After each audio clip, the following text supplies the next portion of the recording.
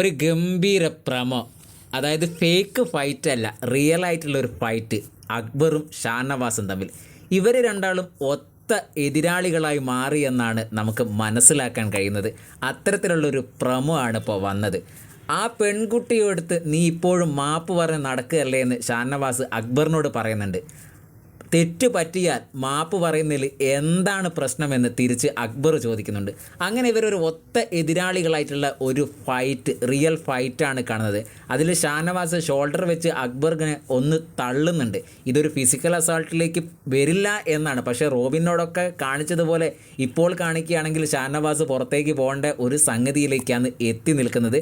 പക്ഷേ പുറത്താവില്ല എന്ന് നമുക്ക് മനസ്സിലാക്കാം. ഒരു സ്ട്രോങ് ആയിട്ടുള്ള ഒരു മത്സരാർത്ഥി ആയി മാറി ഷാനവാസ് എന്ന് തന്നെയാണ് നമുക്ക് ഇത് തോന്നുന്നത്. അതിനൊത്ത എതിരാളിയായിട്ട് അക്ബർ ഖാനും മാറി.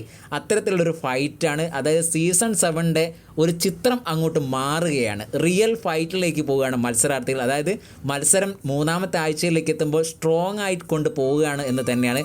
എന്തായാലും എപ്പിസോഡ് വരുമ്പോൾ നമുക്ക് എന്തായിരുന്നു ഫൈറ്റിൻ്റെ കാരണം എന്നുള്ളത് കൃത്യമായിട്ട് അറിയാൻ പറ്റും. അതുവരെ എല്ലാവർക്കും നല്ലൊരു നേരം ആശംസിക്കുന്നു.